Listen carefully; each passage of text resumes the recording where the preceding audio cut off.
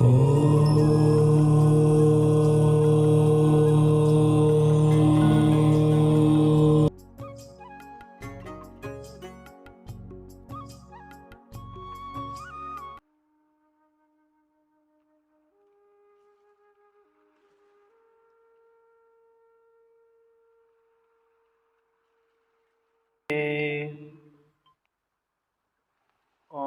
ಶಾಂತಿ.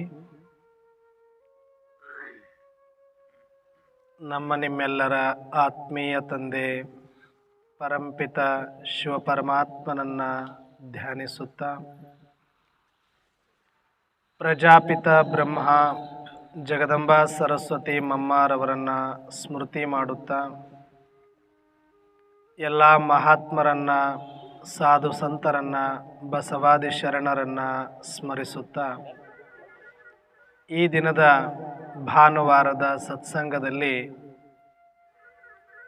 ಒಂದಷ್ಟು ಆಧ್ಯಾತ್ಮಿಕ ಚಿಂತನೆಯನ್ನು ಮಾಡೋಣ. ಈ ಒಂದು ಸತ್ಸಂಗದಲ್ಲಿ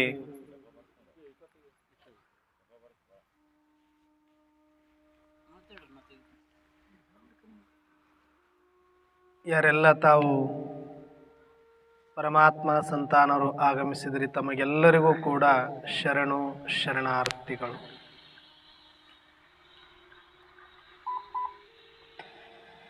ಜೀವನದಲ್ಲಿ ಒಂದು ಆರೋಗ್ಯ, ಇನ್ನೊಂದು ಶಾಂತಿ ಅಥವಾ ನೆಮ್ಮದಿ. ಈ ಎರಡಕ್ಕೋಸ್ಕರನೇ ಎಲ್ಲವನ್ನು ಕೂಡ ನಾವು ಮಾಡ್ತಾ ಬಂದಿದ್ದೇವೆ.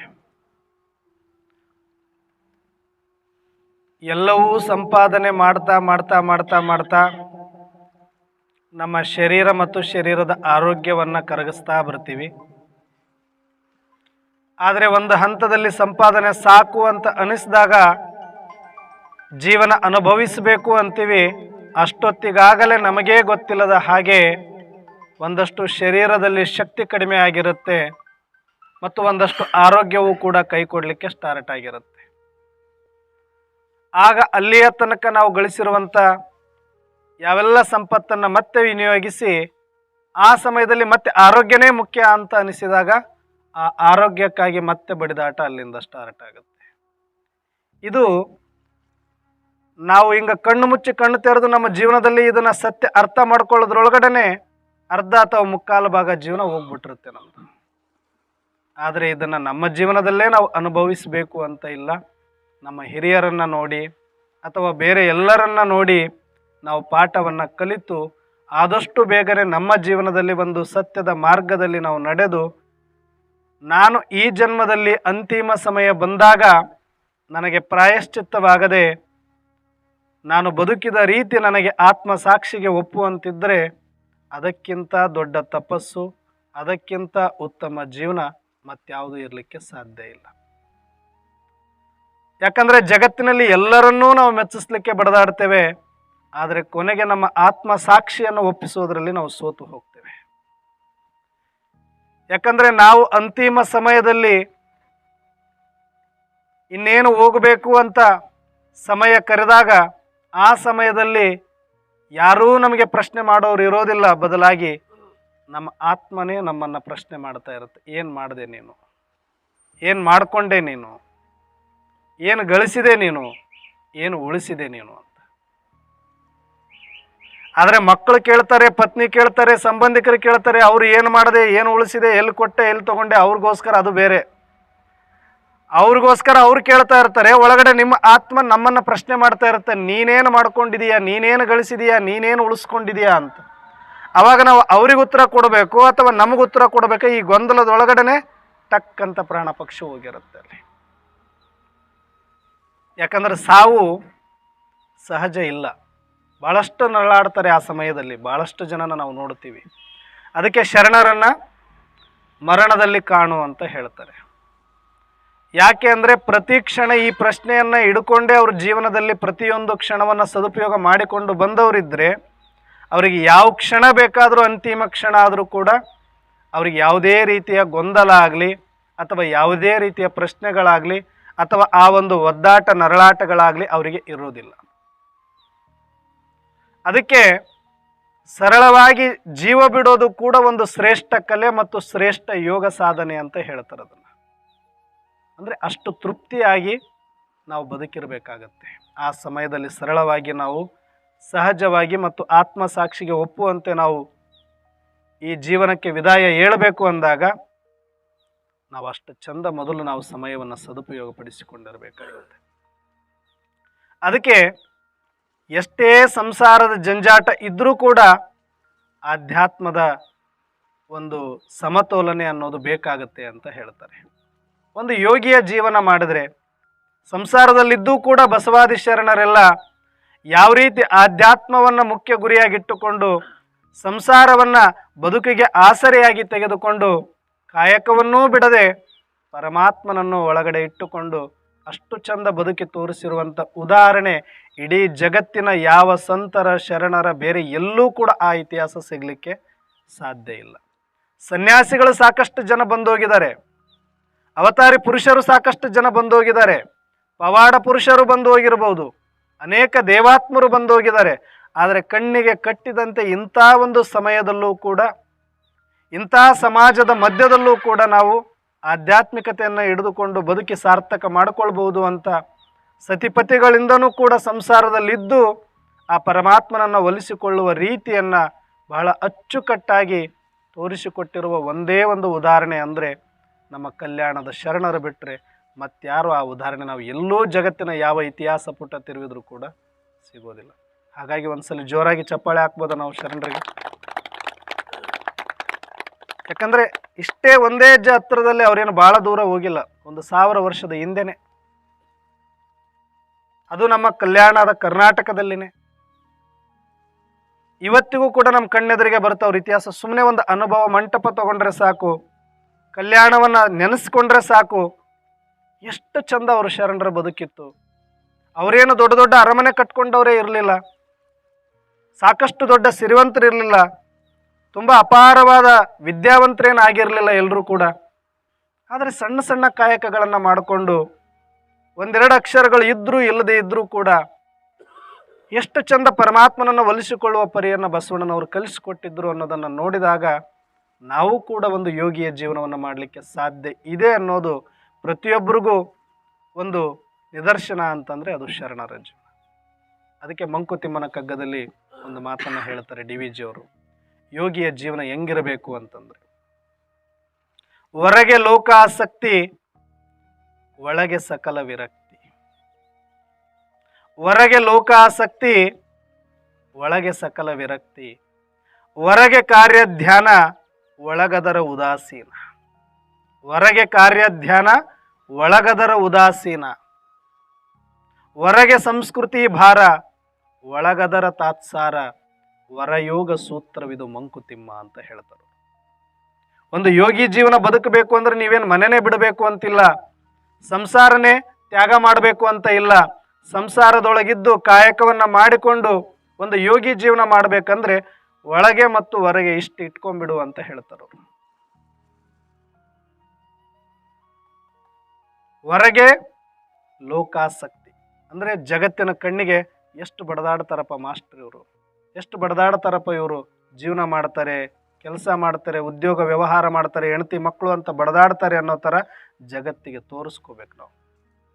ತೋರಿಸ್ಕೊಂಡಿಲ್ಲ ಅಂದ್ರೆ ಬದುಕಕ್ಕಾಗಲ್ಲ. ಇಲ್ಲಿ ಬದುಕೋದಿರಲಿ, ಹೆಂಡತಿ ಮಕ್ಕಳನ್ನೇ ನಮ್ಮನ್ನು ನೋಡಲ್ಲ. ಮತ್ತೆ ಆಮೇಲೆ ಸುಮ್ಮನೆ ಬಡದಾಡಬೇಕು, ಏನೋ ಮಾಡ್ತಾ ಇದ್ದೀನಿ ನಿನಗೋಸ್ಕರ, ನಾನು ಮಕ್ಕಳಿಗೋಸ್ಕರ ನಾನು ಏನೋ ಮಾಡ್ತಿದ್ದೀನಿ ಅಂತ. ಮತ್ತೆ ಅಂಬರೀಷ್ ಅಣ್ಣ ಸೀಕ್ರೆಟ್ ಎಲ್ಲ ಇಬ್ಬರು ಮುಂದೆ ಓಪನ್ ಆಗುತ್ತೆ, ಹುಷಾರು. ಯಾಕಂದ್ರೆ ಇಬ್ಬಿಬ್ರು ಬಂದರೆ ಸ್ವಲ್ಪ ಸಮಸ್ಯೆ ಇಲ್ಲಿ. ಯಾಕಂದ್ರೆ ಅವ್ರಿಗೇನು ಸೀಕ್ರೆಟ್ ಉಳಿಯಲ್ಲ, ಮತ್ತು ಇವ್ರೇನು ಆ್ಯಕ್ಟಿಂಗ್ ಮಾಡೋಕ್ಕಾಗಲ್ಲ. ಸ್ವಲ್ಪ ಜಗತ್ತಲ್ಲಿ ಆ್ಯಕ್ಟಿಂಗ್ ಬೇಕಾಗತ್ತೆ. ಒಂದು ಯೋಗಿ ಜೀವನ ಅಂದ್ರೆ ಹಂಗೆ ಬೇಕಾಗತ್ತೆ, ಮೇಂಟೈನ್ ಮಾಡಲೇಬೇಕು ಅದನ್ನು. ಹೊರಗೆ ಲೋಕಾಸಕ್ತಿ, ಒಳಗದರ ವಿರಕ್ತಿ. ಹೊರಗೆ ಬಡದಾಡ್ತಾರಪ್ಪ ಇವ್ರ ಜೀವನಕ್ಕೋಸ್ಕರ ಅಂತಿರಬೇಕು, ಒಳಗಡೆ ಸಕಲ ವಿರಕ್ತಿ ಇರಬೇಕು. ಒಬ್ಬ ಆಧ್ಯಾತ್ಮಿಕ ಆಸಕ್ತಿ ಇರುವಂಥ ವ್ಯಕ್ತಿಗೆ ಒಳಗಡೆ ವಿರಕ್ತಿ ಬೇಕಾಗುತ್ತೆ ಅಂತ ಹೇಳ್ತಾರೆ. ಹೊರಗೆ ಕಾರ್ಯ ಧ್ಯಾನ, ಒಳಗದರ ಉದಾಸೀನ. ಒಂದು ಕೆಲಸ ಇದೆ, ಒಂದು ಕಾಯಕ ಇದೆ, ಉದ್ಯೋಗ ವ್ಯಾಪಾರ ಇದೆ ಅಂದರೆ ಹೊರಗಡೆ ಅದ್ರ ಬಗ್ಗೆ ನಮಗೆ ಏನಲ್ಲ ಒಂದಷ್ಟು ಬೆಳಗ್ಗೆ ಎದ್ದ ತಕ್ಷಣ ವ್ಯವಸ್ಥೆ ಬೇಕಾಗುತ್ತೆ. ನಾನು ಎಷ್ಟು ಗಂಟೆಗೆ ಹೋಗಬೇಕು, ಯಾವ ಪಾಠ ಮಾಡಬೇಕು, ಅಥವಾ ಏನು ಬಿಸ್ನೆಸ್ ಮಾಡಬೇಕು, ಯಾವ ಊರಿಗೆ ಹೋಗಬೇಕು, ಏನು ವ್ಯವಹಾರ ಇದೆ, ಇದ್ರ ಬಗ್ಗೆ ಸ್ವಲ್ಪ ನಾವು ಸಂಕ್ಷಿಪ್ತವಾಗಿ ಆದರೂ ಅದ್ರ ಕಡೆಗೆ ಗಮನ ಕೊಡಬೇಕಾಗತ್ತೆ.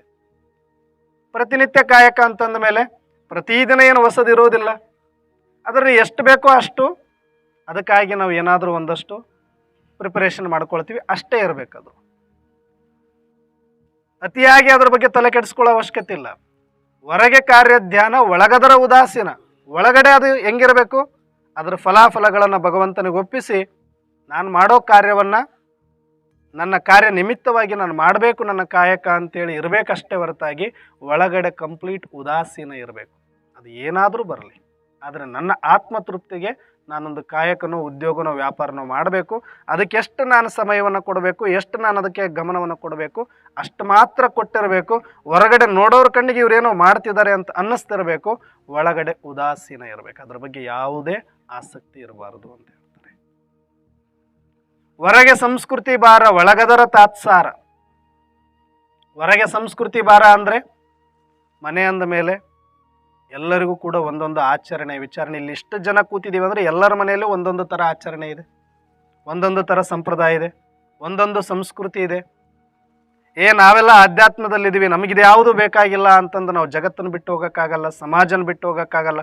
ನಾವೊಬ್ಬರು ಪರಿವರ್ತನೆ ಆಗ್ಬಿಟ್ಟಿದ್ದೀವಿ ಅಂತ ನಾವೊಬ್ಬರೇ ಹೊರಬಿದ್ದುಕೊಂಡು ಎಲ್ಲವನ್ನು ನಾವು ಮಾಡೋಕ್ಕಾಗಲ್ಲ. ಸಮಾಜದ ಮಧ್ಯದಲ್ಲಿ ಇದ್ದೀವಿ ಅಂದಾಗ ಒಂದಷ್ಟು ಅವ್ರ ಜೊತೆಗೆ ಅವರಂಗ, ಇವ್ರ ಜೊತೆಗೆ ಇವ್ರಂಗ. ಏನಕ್ಕೆ? ಕುಡಿಯೋಕ್ಕೆ, ತಿನ್ನಕ್ಕಲ್ಲ, ಸುಮ್ಮನೆ ವ್ಯವಹಾರಕ್ಕೆ. ಏನೋ ಇವ್ರದ್ದೊಂದು ಸಂಪ್ರದಾಯ, ಇವ್ರದ್ದೇನೋ ಕಾರ್ಯಕ್ರಮ, ನಮಗೆ ಇಷ್ಟ ಅನ್ನೋ ಕಷ್ಟ ಹೋಗಬೇಕು.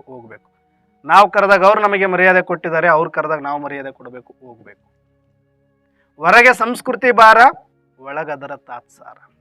ಒಳಗಡೆ ಯಾರಿಗೆ ಆಧ್ಯಾತ್ಮದ ಆಸಕ್ತಿ ಇರುತ್ತೆ, ಜಗತ್ತಿನ ಯಾವ ಜಂಜಾಟಗಳ ಆಸಕ್ತಿ ಇಲ್ಲದೇ ಇದ್ರೂ ಕೂಡ ಒಂದಷ್ಟು ಇದನ್ನು ಕಲ್ತ್ಕೊಳ್ಳಿ ಅಂತ ಹೇಳ್ತಿದ್ದಾರೆ ಅವರು. ಸಂಸ್ಕೃತಿಯ ಭಾರ ಅಂದರೆ ಸಂಸಾರ ಇದೆ ಅಂದಮೇಲೆ ಅದ್ರ ಭಾರ ಹೊರಬೇಕಾಗತ್ತೆ. ಒಂದಷ್ಟು ಸಂಪ್ರದಾಯಗಳನ್ನು ಆಚರಿಸ್ಬೇಕಾಗತ್ತೆ, ಒಂದಷ್ಟು ಅವರಿಗೆ ಸಮಯವನ್ನು ಕೊಡಬೇಕಾಗತ್ತೆ. ಪತಿ ಇರಲಿ, ಪತ್ನಿ ಇರಲಿ, ಮಕ್ಕಳಿರಲಿ, ಸಂಸಾರ ಸಂಬಂಧಿಕರಿರಲಿ, ಅಣ್ಣ ತಮ್ಮ ಇರಲಿ, ಬಂಧು ಬಳಗ ಇರಲಿ.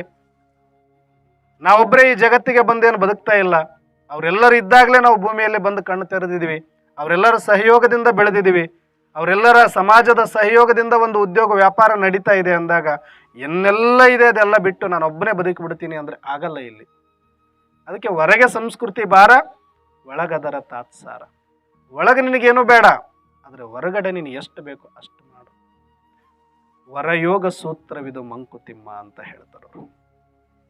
ಜಗತ್ತಿನೊಳಗಡೆ ಒಂದು ಯೋಗಿಗಳಿಗೆ ಇದು ಒಂದು ವರದಾನ ಇದ್ದಂಗೆ, ಇದನ್ನು ಕಲ್ತು ಬಿಟ್ರಿ ನೀನು ಅಂತ.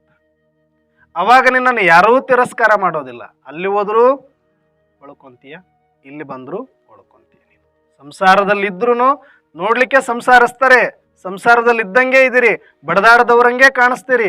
ಎಲ್ಲರ ಥರ ಇವ್ರಿಗೂ ಕೂಡ ಒಂದಷ್ಟು ಸಂಸಾರದ ಬಡದಾಟ ಇದೆ ಅಂತ ಅನ್ನಿಸ್ಬೇಕು. ಆದರೆ ಒಳಗಡೆ ಸಕಲ ವಿರಕ್ತಿಯನ್ನು ಇಟ್ಕೊಳ್ಳೋದು ಕಲ್ತ್ಕೊಂಡ್ರೆ ವರಯೋಗ ಸೂತ್ರವಿದು ಮಂಕುತಿಮ್ಮ ಅಂತ ಹೇಳ್ತಾರೆ. ಅದಕ್ಕೆ 2 ಕೋಣೆಗಳ ನೀ ಮಾಡು ಮನದಾಲಯದಿ, ಹೊರಕೋಣೆಯಲ್ಲಿ ಲೋಕದಾಟಗಳ ನಾಡು, ಒಳಕೋಣೆಯಲ್ಲಿ ವಿರಮಿಸು ನೀನೊಬ್ಬನೇ ವಿಶ್ರಾಂತನಾಗಿ ಅಂತಲೂ ಹೇಳ್ತಾರೆ. ಮನಸ್ಸಿನೊಳಗಡೆ 2 ಕೋಣೆ ಮಾಡ್ಕೊಳ್ರಿ. ಹೊರಗಡೆ ಎಷ್ಟು ಬೇಕೋ ಅಷ್ಟು ವ್ಯವಹಾರಕ್ಕಾಗಿ ಒಂದಷ್ಟು ಹೊರಗಡೆ ಬಂದು ಬಹಿರ್ಮುಖದಲ್ಲಿ ಇರಿ. ಯಾವಾಗ ಹೊರಗಡೆ ಕೆಲಸ ಮುಗೀತು ಟಕ್ಕಂತ ಒಂದು ಕ್ಷಣದಲ್ಲಿ ಒಳಗಡೆ ಹೋಗ್ಬಿಡಿ. ಈಗ ಸಿಟಿಯಲ್ಲಿ ಮನೆಗಳು ಹೆಂಗಿರ್ತವೆ, 24 ಗಂಟೆ ಹಳ್ಳಿಯಲ್ಲಿ ತೆರೆದಂಗೆ ಡೋರ್ಗಳು ತೆರ್ಕೊಂಡು ಕೂತಿರಲ್ಲ ಯಾರು ಮನೆಯನ್ನು. ಯಾವಾಗ ಓಪನ್ ಮಾಡ್ತೀವಿ ನಾವು, ಯಾರಾದರೂ ಬಂದು ಒಂದಷ್ಟು ಬೆಲ್ ಮಾಡಬೇಕು, ಇಲ್ಲ ಗೇಟ್ ಸೌಂಡ್ ಮಾಡಬೇಕಿಲ್ಲ, ಯಾರಾದರೂ ಕೂಗಬೇಕು. ಅವಾಗ ಹೋಗಿ ಒಂದಷ್ಟು ಹಿಂಗೆ ಪೂರ್ತಿ ತೆಗಿತೀರೇನು? ಅವಾಗಲೂ ಸುಮ್ಮನೆ ಹಿಂಗೆ ತೆಗಿತೀರಿ. ಅವ್ರು ನಮ್ಮೂರಾಗಿದ್ದರೆ ಪೂರ್ತಿ ಬಾಗಿಲು ಓಪನ್ ಆಗುತ್ತೆ, ಇಲ್ಲಾಂದ್ರೆ ಅಲ್ಲೇ ದಡಾರ ಅಂತ ಮತ್ತೆ ಬಿಡ್ಕೊಂಡ್ಬಿಡುತ್ತೆ. ಅಷ್ಟೇ ತಾನೇ ಇಲ್ಲಿ ಸಿಟಿಯಲ್ಲಿ ಇರೋದು. ಅದನ್ನು ಮತ್ತೆ ಬಂದರೂ ಕೂಡ ಯಾರೋ ಈಗ ಏನಾದರೂ ಮಾತಾಡಿಸ್ಲಿಕ್ಕೆ ಬಂದಿರ್ತಾರೆ, ನಮ್ಮ ಸಂಬಂಧಿಕರು ಬಂದಿರ್ತಾರೆ, ಇಲ್ಲ ಅಪರಿಚಿತರು ಯಾರೋ ಮನೆ ಹುಡುಕೊಂಡು ಬಂದಿರ್ತಾರೆ, ಇಲ್ಲ ಯಾವುದೋ ಒಂದು ಲಗ್ನ ಪತ್ರಿಕೆ ಕೊಡ್ಲಿಕ್ಕೆ ಬರ್ತಾರೆ. ಬಂದವ್ರನ್ನೆಲ್ಲರನ್ನು ಸೀದಾ ಮನೆ ಒಳಗಡೆ ಏನು ಕರೆಯಲ್ಲ ನೀವು. ನಿಮಗೆ ಪರಿಚಿತರಿದ್ದರೆ, ನಿಮಗೊಂದಷ್ಟು ಏನಾದರೂ ಸಂಬಂಧ ಇದ್ದರೆ, ಅವ್ರ ಬಗ್ಗೆ ಒಳ್ಳೆ ಅಭಿಪ್ರಾಯ ಇದ್ದರೆ ಬರ್ರಿ ಕೂಡ್ರಿ ಒಂದಷ್ಟು ನೀರು ಕುಡೀರಿ ಅಂತ ಕರಿತೀರಿ. ಇಲ್ಲ ಅಂದರೆ ಅಲ್ಲೇ ಹೊರಗಡೆ ಇಸ್ಕೊಂಡು ಹಂಗೆ ಕಳಿಸ್ತೀರಿ. ಅದು ನಿಮ್ಮ ಸಂಬಂಧಿಕರು ಅಥವಾ ಪೂರ್ತಿ ಆಪ್ತರೇ ಬಂದಿದ್ದರೆ ಅವ್ರಿಗೆ ಒಂದಷ್ಟು ಅಡುಗೆ ಮಾಡಿ ಊಟ ಮಾಡಿ ಬಡಿಸ್ತೀರಿ. ಸ್ವಲ್ಪ ಅಷ್ಟರೊಳಗೆ ಇತ್ತು ಅಂದರೆ ಟೀ ಅಷ್ಟರಲ್ಲೇ ಮುಗಿಸ್ತೀರಿ. ಇಲ್ಲ ನೀರು ಕೊಡೋರಿಗೆ ನೀರು ಕೊಟ್ಟು ಕಳಿಸ್ಬಿಡ್ತೀವಿ. ಇಲ್ಲ ಗೇಟಿಂದ ಆಚೆ ಕಳಿಸೋರ್ನ ಆಚೆ ಕಳಿಸ್ತೀವಿ. ಒಂದು ಮನೆಯೊಳಗಡೆ ಇದ್ದು ಇದನ್ನು ಯಾರೂ ಕೂಡ ನಮಗೆ ಟ್ರೈನಿಂಗ್ ಕೊಟ್ಟಿಲ್ಲ. ಯಾರನ್ನ ಒಳಗೆ ಬಿಟ್ಕೋಬೇಕು, ಯಾರನ್ನ ಬಿಟ್ಕೋಬಾರ್ದು, ಯಾರಿಗೆ ಊಟ ಕೊಡಬೇಕು, ಯಾರಿಗೆ ನೀರು ಕೊಡಬೇಕು, ಯಾರಾದ್ರೂ ನಿಮ್ಗೆ ಟ್ರೈನಿಂಗ್ ಕೊಟ್ಟಾರಕ್ಕ ಮದುವೆ ಮಾಡಿದ ಮೇಲೆ? ಅವತ್ತು 3 ಗಂಟೆ ಹಾಕ್ಸಿದ್ರೆ ಅವ್ರ ಆ ಕಡೆ ಇವ್ರ ಈ ಕಡೆ, ಆಮೇಲೆ ನಿಮ್ದು ಕತೆ ಯಾರಿಗೆ ಗೊತ್ತು? ಯಾರಾದರೂ ಟ್ರೈನಿಂಗ್ ಕೊಟ್ಟರೆ ಎಲ್ಲಾದರೂ ಈ ಥರ ಸತಿ ಧರ್ಮ ನಿಭಾಯಿಸಬೇಕು, ಮನೆ ನಿಭಾಯಿಸಬೇಕು, ಮಕ್ಕಳು ನಿಭಾಯಿಸಬೇಕು, ಪತಿ ನಿಭಾಯಿಸಬೇಕು ಅಂಥ ಟ್ರೈನಿಂಗ್ ಇದ್ದಿದ್ರೆ ಇವತ್ತು ಆ ಕಾಲೇಜ್ಗಳು ಎಲ್ಲ ಫುಲ್ಲಾಗಿರ್ತದೆ. ಇವತ್ತು ಇದೆಯಾ? ಇಲ್ಲ. ಯಾರು ಕಲಿಸ್ಕೊಟ್ರದು?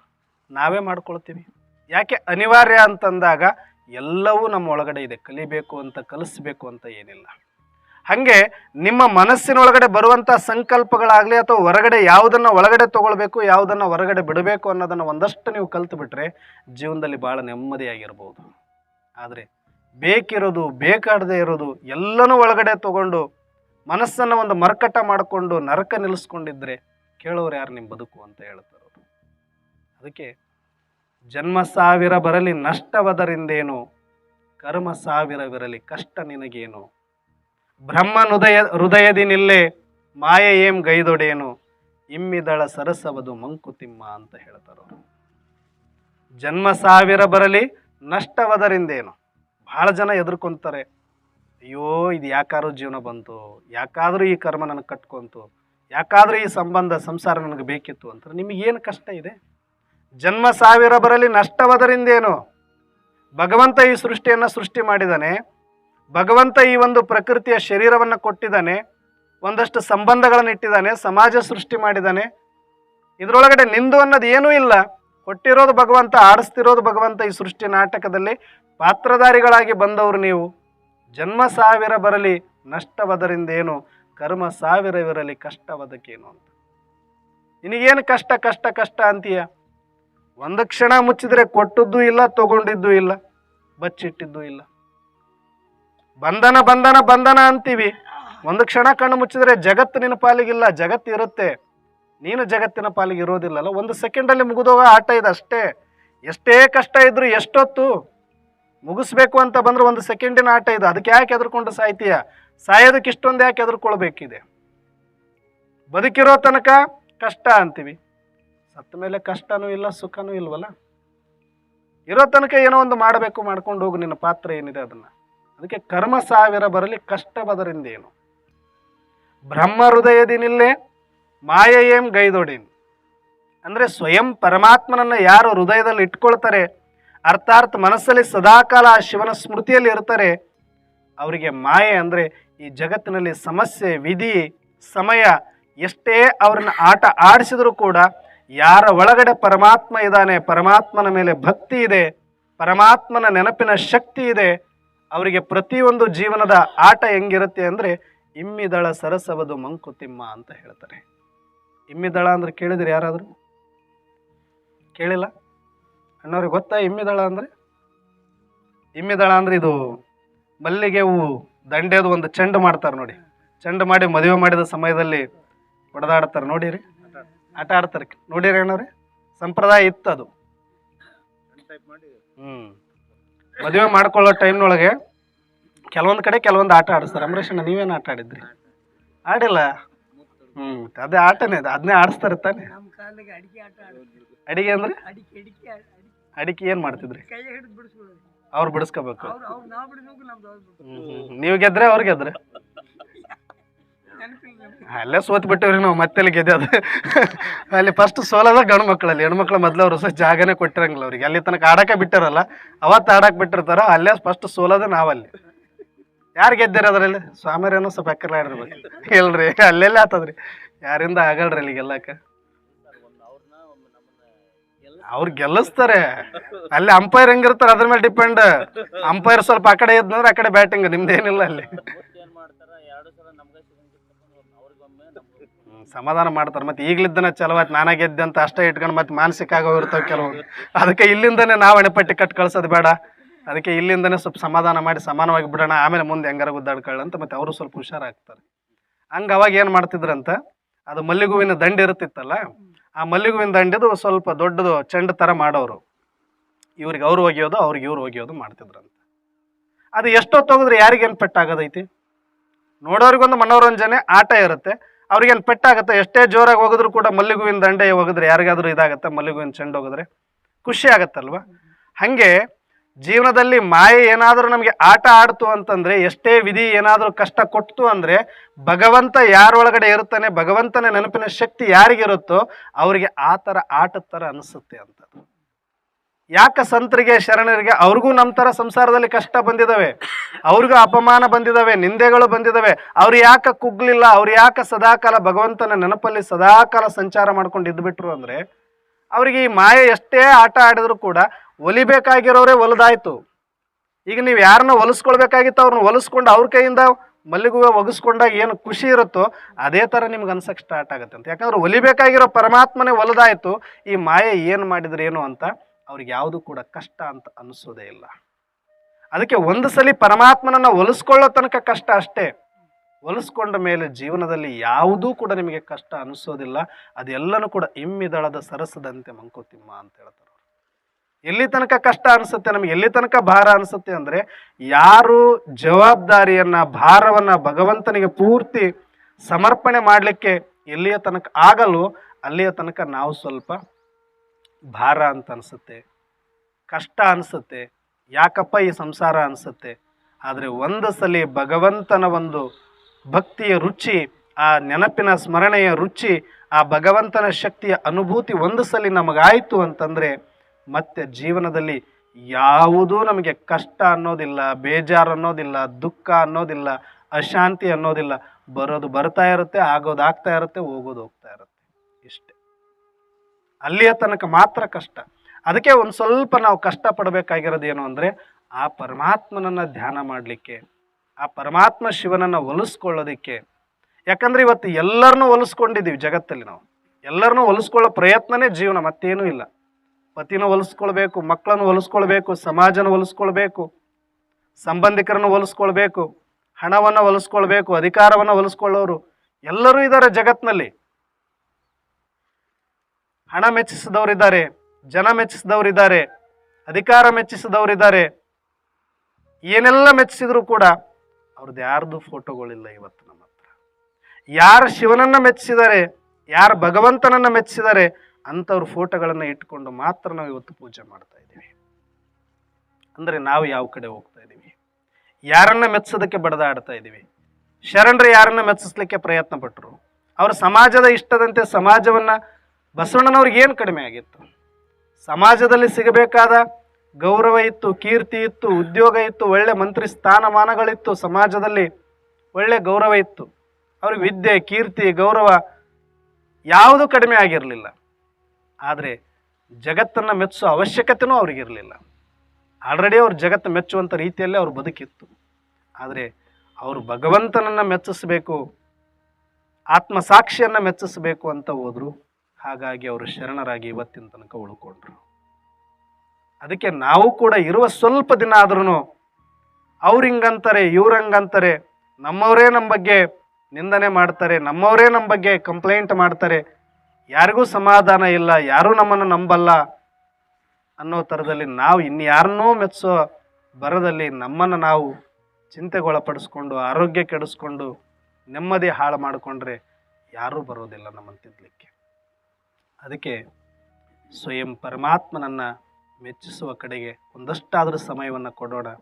ನಮ್ಮ ಸಂಪ್ರದಾಯದ ಪ್ರಕಾರ ಏನು ಧ್ಯಾನ, ಪೂಜೆ ನೀವೇನು ಮಾಡ್ತೀರಿ ಮಾಡಿ, ಆದರೆ ಒಳಗಡೆ ಸದಾಕಾಲ ಸೃಷ್ಟಿಗೊಬ್ಬಾತನೇ ಪರಮಾತ್ಮ ಆ ಶಿವನನ್ನು ನೆನಪು ಮಾಡೋದು ಯಾವ ರೀತಿ ಮಾಡಿದ್ರೆ ನಿಮಗೆ ಸಹಜ ಅನಿಸುತ್ತೋ ಆ ರೀತಿ ಸಹಜವಾದ ಒಂದಷ್ಟು ಶಿವಯೋಗವನ್ನು ಕಲೀರಿ, ಧ್ಯಾನವನ್ನು ಕಲೀರಿ.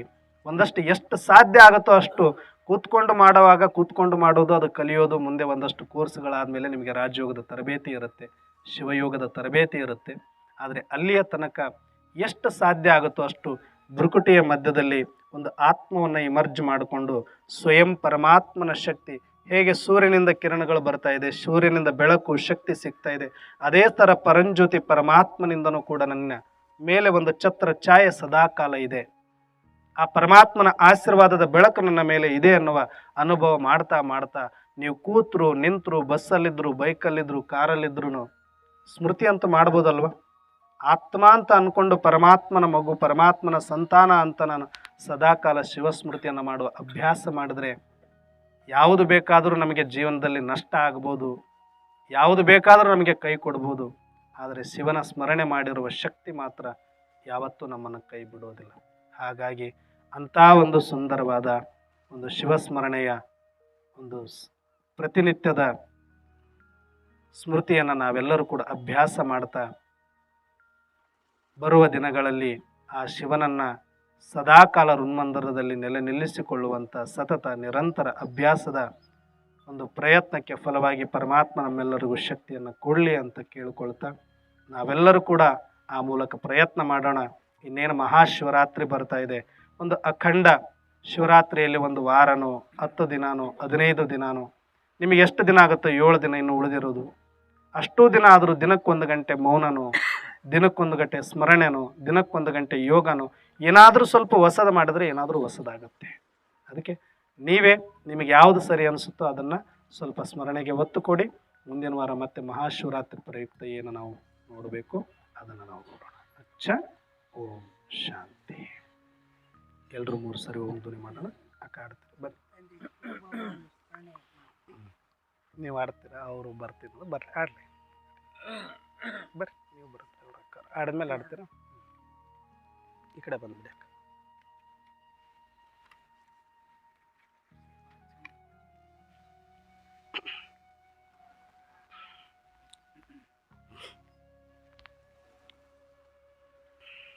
ಶಾಂತಿ.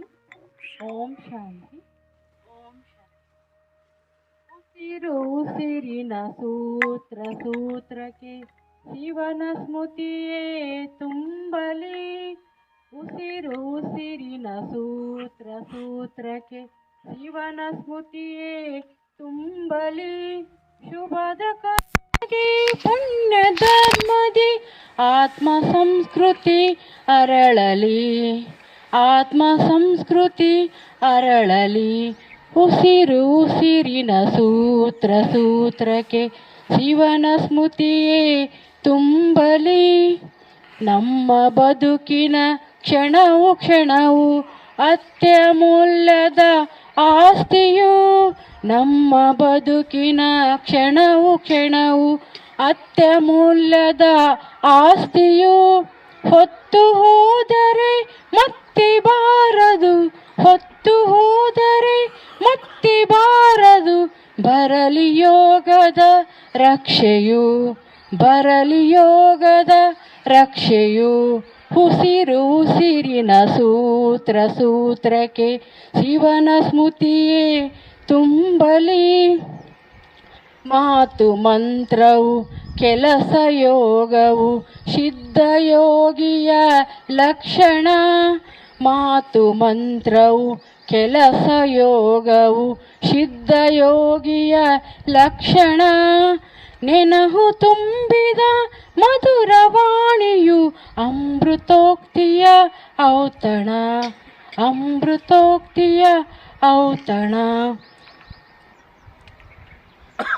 ಓಂ ಶಾಂತಿ. ಓಂ ಶಾಂತಿ. ಓಂ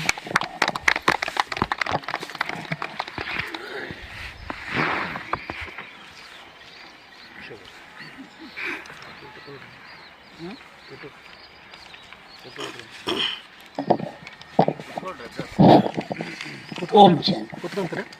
ಇಲ್ಲ ಕೊಡಲಿಕ್ಕೆ ಬರಲ್ಲ, ಸರಿ ಕೂಡೋದೇ ಕಷ್ಟ ಇದೆ. ಓಂ ಶಾಂತಿ. ಅಣ್ಣವ್ರ ವಿಷಯ ಹತ್ರ ಇಟ್ಕೋಬೇಕು ಪೂರ್ತಿ. ಅಣ್ಣವ್ರ ವಿಷಯ ನಿಜಗುಂಡ್ರು ಹೇಳಿದಂತೆ ಪ್ರಪಂಚ ಪಾರಮಾರ್ಥ ಎರಡನ್ನೂ ಕೂಡಿ ನಡೆಸುವನೇ ಜ್ಞಾನರ ದೇವ ಅನ್ನುವ ಹಾಗೆ ವಿಷಯ ಭಾಳ ಚೆಂದ ಹೇಳಿದ್ರಿ ಇವತ್ತು.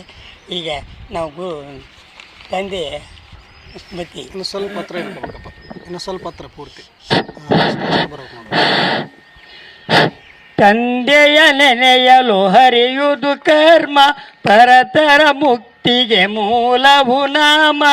ಸೇವಿಸಿ ಪಡೆ ನೀ ತಂದೆಯ ಪ್ರೇಮ, ಪರಮ ದಯಾನಿಧಿ ಬಾಬಾ. ಲೀಲಾಮೂರ್ತಿ ಬಾಬಾ, ಕಲಮಲ ನಾಶಕ ಬಾಬಾ. ಸುರಬನ ಭಕ್ತಿಗೆ ನಿಜ ಗುರು ಬಾಬಾ, ಪರಮ ದಯಾನಿಧಿ ಬಾಬಾ. ಅಷ್ಟಮದಂಗಳ ಮೆಟ್ಟಿಯ ಬಾಬಾ, ಅಷ್ಟ ದಿಕ್ಕಿಗೆ ಒಡೆಯನು ಬಾಬಾ, ಇಷ್ಟ ಫಲಂಗಳ ನೀಡುವ ಬಾಬಾ, ಪರಮ ದಯಾನಿಧಿ ಶೂ ಬಾಬಾ, ಸೃಷ್ಟಿಯ ರಚಿತ ಶೂ ಬಾಬಾ, ಸುರನರ ವಂದಿಪ ಶೂ ಬಾಬಾ, ಜ್ಞಾನದ ಖಣಿತ ಶೂ ಬಾಬಾ, ಪರಮ ದಯಾನಿಧಿ ಶೂ ಬಾಬಾ, ಭಕ್ತರ ಬಂಧು ಶೂ ಬಾಬಾ, ಆತ್ಮೀಯ ಮಕ್ಕಳ ಶಿಕ್ಷಕ ಬಾಬಾ, ಭಕ್ತರ ಬಂಧು ಶೂ ಬಾಬಾ, ಪರಮ ದಯಾನಿಧಿ ಶೂ ಬಾಬಾ, ವಂದಿಸಿ ಪೂಜಿಪೆ ಶೂ ಬಾಬಾ, ನಂದದ ದೀಪವು ಶೂ ಬಾಬಾ, ಚಂದದಿ ಬೆಳಗುವೆ ಶೂ ಬಾಬಾ, ಪರಮ ದಯಾನಿಧಿ ಶೂ ಬಾಬಾ, ಅಜ್ಞಾನ ನಾಶಕ ಶೂ ಬಾಬಾ, ಜ್ಞಾನ ಸಾಗರ ಶೂ ಬಾಬಾ, ಸರ್ವ ಆತ್ಮಗಳ ಪವಿತ್ರ ಮಾಡಿದ ಶೂ ಬಾಬಾ, ಪರಮ ದಯಾನಿಧಿ ಶೂ ಬಾಬಾ, ಲಿಂಗುಸುರ ಪುರುಜನ ಪುಣ್ಯವ ಫಲಿಸಿ, ಲಿಂಗುಸುರ ಪುರುಜನ ಪುಣ್ಯವ ಫಲಿಸಿ, ಈಶ್ವರ ವಿದ್ಯಾಲಯ ಸ್ಥಾಪಿಸಿ, ರಾಜಯೋಗ ಶಿಕ್ಷಣ ಕೊಡಿಸಿದ ಪರಮ ದಯಾನಿಧಿ ಶೂ ಬಾಬಾ, ತಂದೆಯ ನೆನೆಯಲು ಹರಿಯುವುದು ಕರ್ಮ, ಪರತರ ಮುಕ್ತಿಗೆ ಮೂಲವು ನಾಮ, ಸೇವಿಸಿ ಪಡೆ ನೀ ತಂದೆಯ ಪ್ರೇಮ, ಪರಮ ದಯಾನಿಧಿ ಶೂ ಬಾಬಾ, ಪರಮ ದಯಾನಿಧಿ ಶೂ ಬಾಬಾ, ಪರಮ ದಯಾನಿಧಿ ಶೂ ಬಾಬಾ. ನಾವು ಈ ಕಾಣಿಕೆಯವರು ಕೂಡ ನಾವೇನು ಮುಳ್ಳಿ ಕೇಳ್ತೀವಿ, ಏನು ಇದನ್ನು ಜ್ಞಾನ ಪಡ್ಕೊಂಡಿರ್ತೀವಿ, ಈ ಪಾಠನ ಈ ಜ್ಞಾನ ಮತ್ತೊಬ್ಬರಿಗೆ ಹಂಚುದೇ ಅದು ಗುರುವಿ ಕೊಡು ಕಾಣಿಕೆ ನಮ್ದು. ಒಂದು ಟೈಮ್ ಮೌಂಟ್ ಆಬುಕ್ ಹೋಗೋ ಟೈಮ್ನಾಗ ಟ್ರೈನ್ನಾಗೆ ಅದನ್ನು ಅವರೇ ರಚನೆ ಮಾಡಿರ್ತಕ್ಕಂಥದ್ದು. ರಚನೆ ಮಾಡ್ಕೊಂಡು ಇಂದು ನಡೆದ ಸತ್ಸಂಗ ಕಾರ್ಯಕ್ರಮದ ನೇತೃತ್ವವನ್ನು ವಹಿಸಿ ಎಲ್ಲರಿಗೂ ಜ್ಞಾನವನ್ನು ಉಣಬಡಿಸಿದಂಥ ಲಿಂಗರಾಜ ಅಣ್ಣವನವರೇ, ಎಲ್ಲ ಹಿರಿಯರೇ, ಎಲ್ಲರಿಗೂ ನಮಸ್ಕಾರ. ದೇವರನ್ನು ಒಲಿಸ್ಕೊಳ್ಳೋದ್ರ ಜೊತೆಗೆ ಯಾರೆಲ್ಲ ಒಲಿಸ್ಕೊಳ್ಬೋದು ಅನ್ನೋ ಮಾತನ್ನು ನಮಗೆಲ್ಲ ತಿಳಿಸಿದರು. ಸ್ವಾಮಿ ವಿವೇಕಾನಂದರು ಸನ್ಯಾಸಿಯಾಗಿ ದೇವರನ್ನು ಕಂಡರು. ನಾವೆಲ್ಲ ಅವರನ್ನು ಸಹ ದೇವರಂತ ನಾವು ಕಾಣ್ತಾ ಇದ್ದೀವಿ. ಮುಂದೆ ಸಿದ್ಧಾರ್ಥ ಗೌತಮ ಬುದ್ಧನಾದ. ಆತನು ಸಂಸಾರದಲ್ಲಿದ್ದು, ಮಕ್ಕಳಿದ್ದು, ಮಗು ಇದ್ದು, ಒಬ್ಬ ರಾಜನ ಮಗನಾಗಿದ್ದೂ ಸಹ ಸನ್ಯಾಸಿಯಾಗಿ ನಮಗೆಲ್ಲ ಜ್ಞಾನದ ದಾರಿಯನ್ನು ತೋರಿಸಿಕೊಟ್ಟ. ಮುಂದೆ ಬಸವಣ್ಣನವರ ಕಾಲದಲ್ಲಿ ಬಂದಾಗ ಬಸವಣ್ಣನವರು ಕೊನೆಯವರೆಗೂ ಈ ಸಂಸಾರ ಜೀವನದಲ್ಲಿದ್ದೂ ಸಹ ಸನ್ಮಾರ್ಗದ ದಾರಿಯನ್ನು ಹುಡುಕಲು ತೋರಿಸಿಕೊಟ್ರು. ಪಕ್ಕದಲ್ಲಿ ಅಮರೇಶ್ವರ ದೇವಸ್ಥಾನವನ್ನು ನಾವು ನೋಡ್ತೀವಿ. ಅಮರಗುಂಡ ಆತನು 100 ವರ್ಷಗಳ ಕಾಲ ಸಂಸಾರದಲ್ಲಿದ್ದು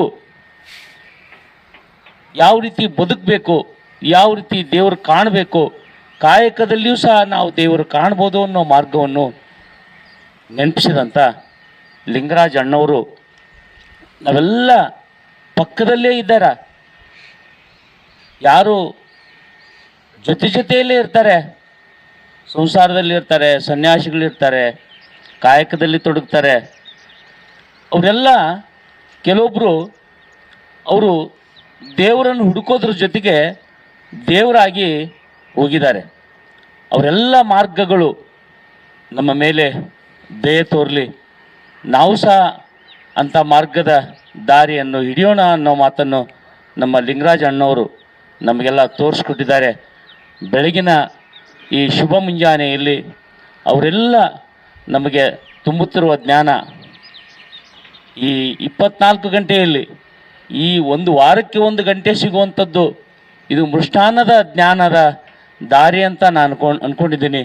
ಆ ಮಾರ್ಗವನ್ನು ತೋರಿಸ್ತಾ ಇರುವಂಥ ಲಿಂಗರಾಜ ಅಣ್ಣವ್ರಿಗೆ ನಮ್ಮ ಸಂಜೀವಿನಿ ಯೋಗ ಸಮಿತಿ ವತಿಯಿಂದ ಅವರಿಗೆ ಹೃತ್ಪೂರ್ವಕವಾದಂಥ ನಮನಗಳನ್ನು ಸಲ್ಲಿಸಿ ನನ್ನ ಒಂದೆರಡು ಮಾತುಗಳನ್ನು ಮುಗಿಸ್ತೀನಿ. ನಮಸ್ಕಾರ.